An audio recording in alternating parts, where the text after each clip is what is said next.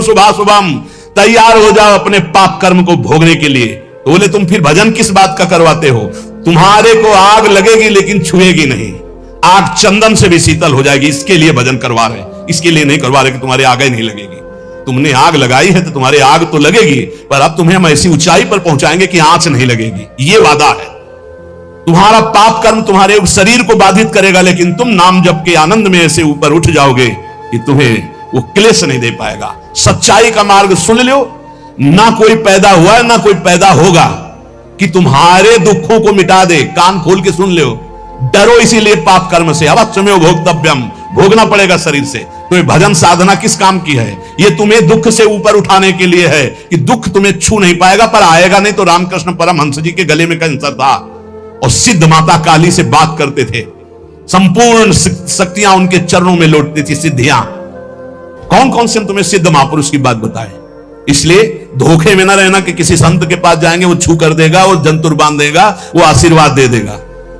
यही आशीर्वाद है, खूब नाम जप करो और इस जन्म के बाद अगला जन्म ना हो, ऐसे आचरण कर लो, ऐसी भक्ति कर लो कि तुम्हारे शरीर में दुख आवे तुम ऊपर उठ जाओ, तुम्हें छू ना पावे। तुम्हें सच्चाई की बात बता रहे हैं। शब्द वेदी बाण से श्रवण कुमार मरा तो उनके पिता ने कहा जैसे मैं पुत्र वियोग में तड़प के मर रहा हूं ऐसे मरे गए।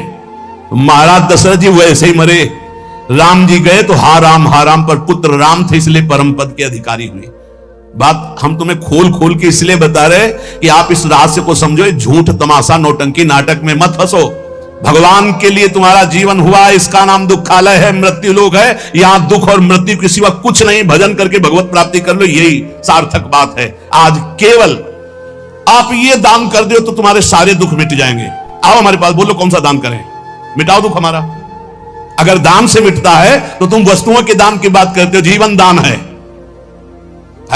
हम इसीलिए धज्जियां नाटक की उड़ाते हैं, इसलिए पाखंड की धज्जियां उड़ाते हैं, क्योंकि पूरा जीवन उसी में चले है।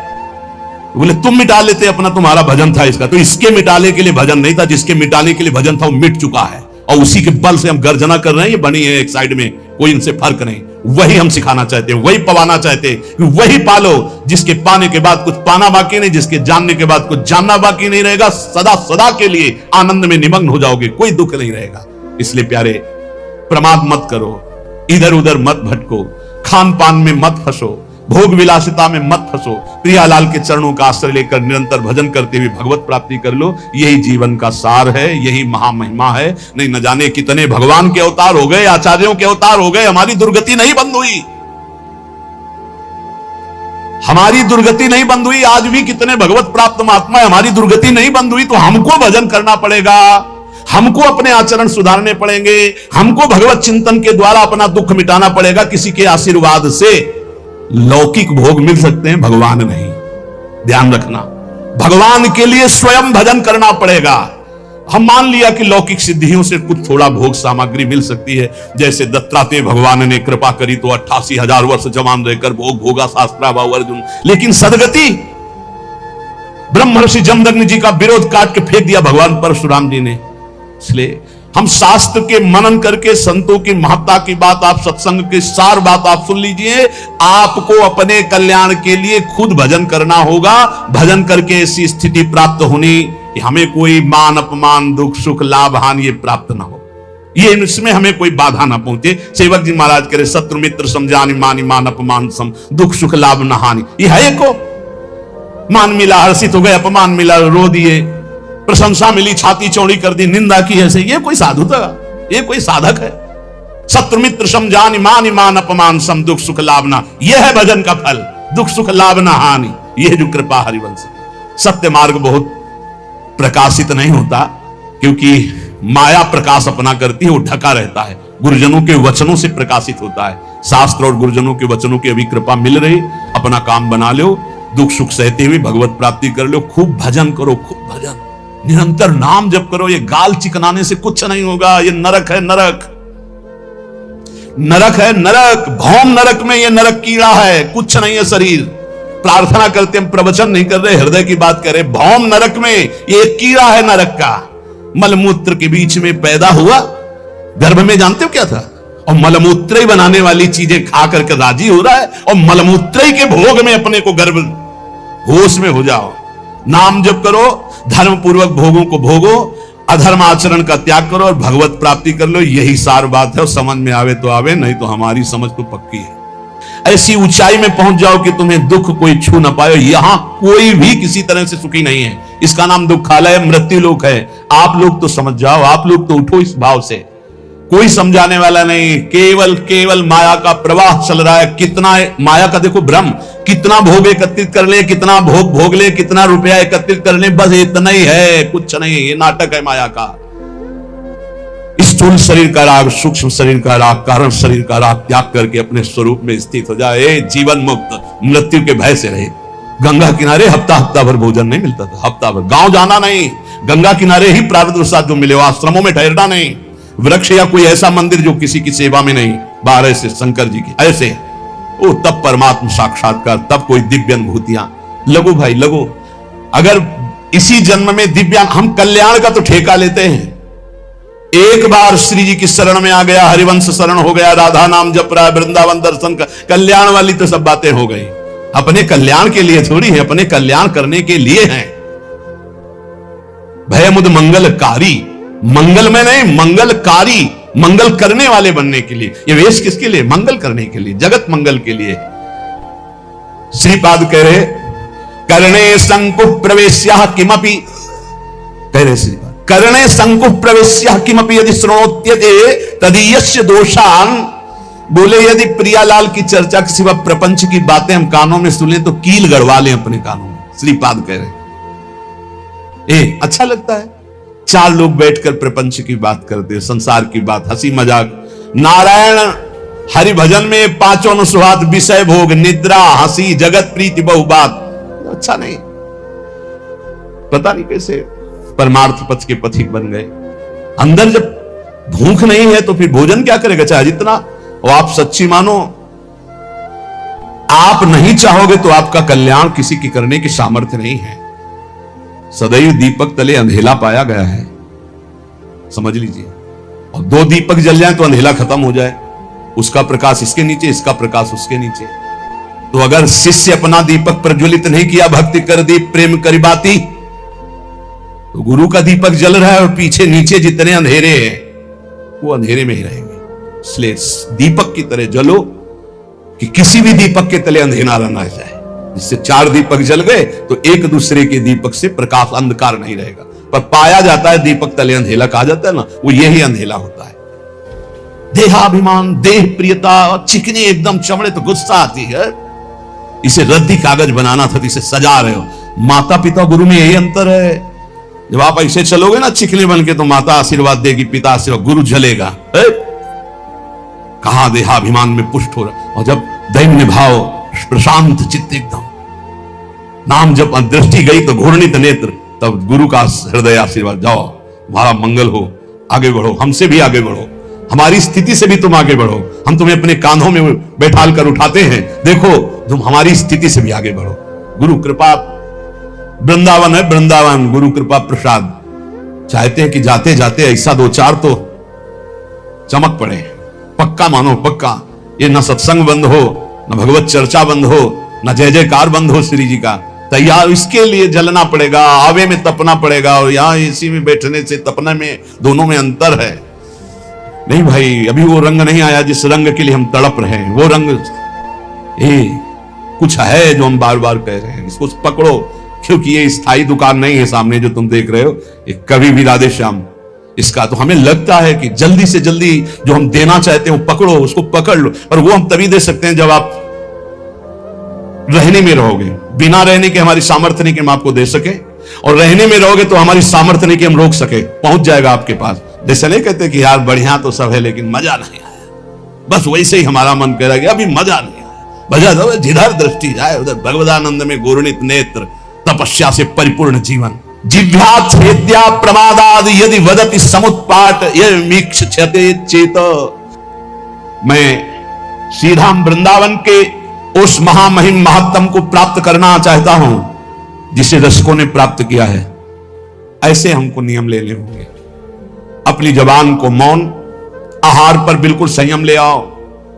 ज्यादा तुम्हें नहीं करना। मान लो हमारी बात, आपकी आध्यात्मिक शक्ति आहार पचाने में ही खत्म हो जाती है, पहले दूसरा आहार तैयार हो गया, साम वाला पूज्य श्री रोटी राम बाबा ऐसे सिद्ध महापुरुष थे, कभी किसी का सम्मान नहीं करते थे। सिद्ध पुरुष थे, सीधे दृष्टि देखते ही वही बोलते थे जो उसके आचरण, बना लिया ऐसे वैसे। बहुत उनसे, उनके सामने जाने में डरते थे सब। उनके भाई गुरु भाई थे, ये सिद्धों के राज्य में, ये भारत सिद्धों का है। रोटी राम बाबा का 9 बजे का समय, कुटिया में गुफा थी, उसमें जाते थे रात्रि के। 10-15 जने निज जन बैठे हुए थे, कहा भाई आज हम जा रहे हैं। अब तो लगा कि रोज कुटिया गुफा में जाते, एक ऊपर झोपड़ी अंदर गुफा, और फिर निकलते थे दिन के 9 बजे, समाधिस्थ रहते थे। बोले जा रहे हैं भाई, तो सबको लगा कि गुफा में जा रहे हैं। एक थे बहुत बड़े, 20-25 लोग राइफल लेके चल, पर उनका स्वभाव यही था, वो सीधे एक्सरा करके बात करते थे जिनसे बात कर। उनकी बेइज्जती हो गई। कहते हैं ऐसा कि उन्होंने ही ऐसा, ये इतनी चिरैया उनकी काट कर ले गए थे, पर वो पहले से जानते थे। बोले भाई हमारे जाने का समय आ रहा, आप सब लोग जाओ। तो सबको लगा गुफा में जाने की बात कह रहे हैं। सिद्ध पुरुष, बहुत कृपालु, बहुत करुणा में, कोई समझ नहीं पाता। वो कड़वी बात कहते थे जीवन सुधारने के लिए, तू क्या कर रहा है, उठ। तो तो कहा कि साधु हो के ये सब, क्या तुझे परमात्मा पर विश्वास नहीं? क्या तूने परमात्मा तत्व का बोध नहीं प्राप्त किया? क्या तू निर्भय तत्व में स्थित नहीं जो इन लोहा लंगड़ की तेरे को जरूरत पड़ती है? ऐसे वो कटु वचन। उनके गुरु भाई थे सिसोलर वाले महाराज जी। सुबह वो गंगा स्नान करके, एक भक्त ने भिक्षा के लिए कहा था तो भिक्षा के लिए गए। आपको आश्चर्य होगा, हमने दर्शन किए जाकर के, बिल्कुल विश्वास मानना। उनको सूचना मिली कि आपके गुरु भाई रोटी राम बाबा का परम धाम गमन हो गया, किसी ने उनको ऐसा। तो उनका अच्छा, वहीं लेट गए। 20 वर्ष तक वैसे ही लेटे रहे, करवट नहीं बदला 20 वर्ष तक। आपको आश्चर्य होगा इसलिए पहले का, और हमें भी आश्चर्य हुआ। तो हम गए थे पैदल, सिसोलर गए थे पैदल, और महाराज के दर्शन के, बिल्कुल जीवन मुक्त महापुरुष। बस 5-5 मिनट में केवल गर्दन एक बीता उठती थी, ऐसे ऐसे एकदम बड़ी जोर की दृष्टि डालते, उस फिर ऐसे हो जाते। रोज सुबह उनकी पादुका गंगा जल से भीजी हुई, और गंगा जी की बालू, और हर समय 200-400 आदमी बने रहते थे, 200-400 कि भाई सुबह तड़के उनकी पादुका गंगा जी से भिजो दी गई, थोड़ी बालू डाल दी गई। जिस घर में गए थे घर खाली हो गया, उनको दूसरा नया घर दिया गया, वो केवल उनके दर्शन के लिए था। ऐसी 20 वर्ष महात्मा उठे रहे। आज भी आप, शायद है कि आधुनिकता चली है तो आप सर्च करके देखना, सिसोलर के महात्मा जी, उनका चरित्र आ जाएगा, उनके दर्शन। क्या यार इन संतों ने प्राप्त की, 20 वर्ष करवट नहीं बदली, उठ के बैठे नहीं, कभी खड़े होके चले नहीं, और रोज गंगा जी की रेणुका और उनकी पादुका गंगा जल से भींजी हुई मिलती। और आश्चर्य, ऊपर के बाल सफेद और नीचे से काले जग रहे थे। नवीन अवस्था का प्रादुर्भाव। 20 साल महात्मा, ना खाना ना पीना। आपको आश्चर्य लगेगा। कोई उनकी छाती में पेड़ा रख रहा है तो कुत्ते आके खा के चले जा रहे हैं, कोई 5000 रुपया रख रहा है तो कोई उठा के ले जा रहा है, तो कोई ऐसे भगवान की तरह सेवा हो। सिद्ध महापुरुष 20 वर्ष बाद शरीर पूरा किया, सैया पर लेते। ये वो मार्ग है, ये भगवत मार्ग है। हर दिव्यता नहीं प्राप्त करोगे तो साधुता का मतलब क्या रह गया? श्रीपाद प्रबोधानंद जी महाराज कह रहे हैं, वृंदावन गुण वृंदान्यनिश ममंदानुरागेण। 6 महीने में ध्रुव जी ने परम पद प्राप्त किया, जो ब्रह्मा जी को भी प्राप्त नहीं है। ब्रह्मा का परमेष्ठी पद है, और कहां? मथुरा में। और आप कहां है? वृंदावन में। मथुरा और वृंदावन में बहुत अंतर है। क्या अंतर है? मथुरा में भगवान की उपस्थिति मानी गई है, और वृंदावन में भगवान की सेवकाई मानी गई, प्रियाजू की उपस्थिति है, प्रेम स्वरूपा प्रियाजू।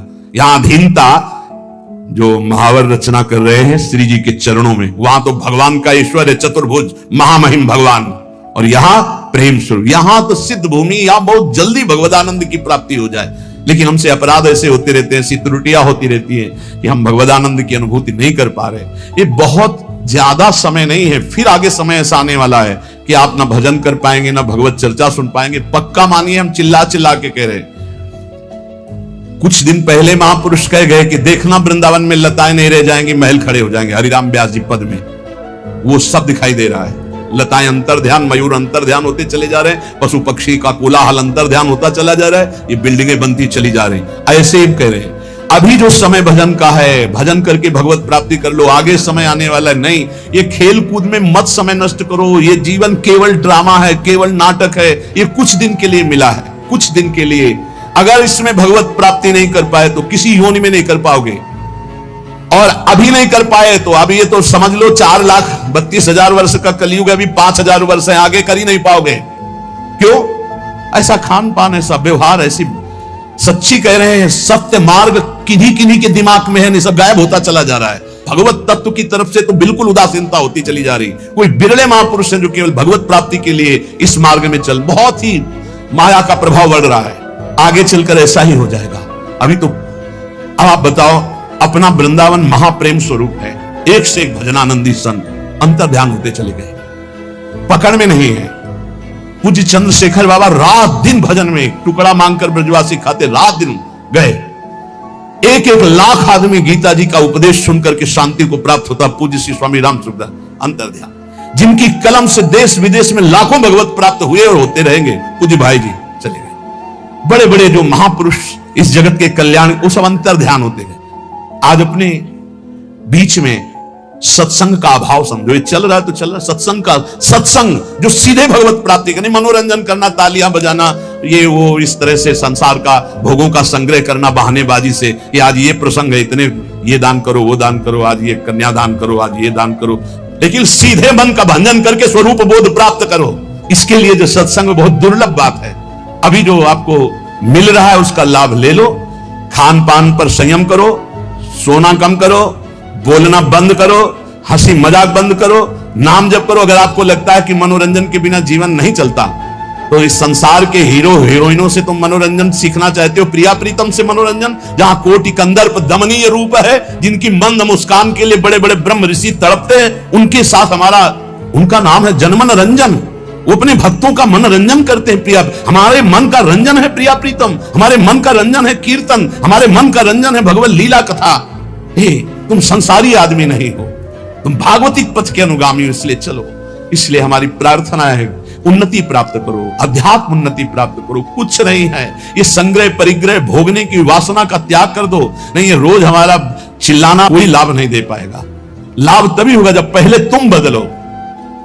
जब हम तुम बदलेंगे तब हम हजारों को बदल सकते हैं, पक्का विश्वास करो। अगर हम तुम तेजो में नहीं होंगे तो हम परास्त हो जाएंगे। ये माया परास्त कर देगी। काम क्रोध लोभ मोह मद मत्सर, एकदम घुन्न शून्य बनो, एकदम पागल जैसे बनो। अपनी चित्त वृत्ति को निरंतर भगवदाकार में रखो।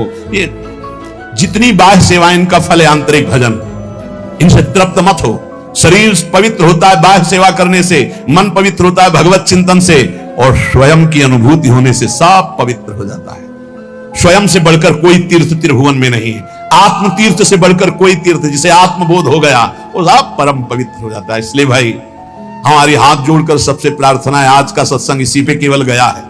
आप अपने कल्याण की चिंता तो छोड़ दीजिए। आपको जो ये मानव देह मिला है, ये परम हित के लिए मिला है, अध्यात्म की दिव्य अनुभूतियों के लिए मिला है। कल्याण बहुत छोटी चीज है, आप उसको ना गौर की। कल्याण तो हो गया जीवन भर वैश्यागामी रहा, जीवन भर वैश्यागामी रहा। एक बार पुत्र के बहाने बुलाया नारायण तो उसका कल्याण हो गया। तुम जानबूझ के राधा बोलते तुम्हारा कल्याण नहीं हो जाएगा। लेकिन हमें इस पर नहीं टिके रहना, हमें खुद अनुभूतियां चाहिए, दिव्यानुभूति।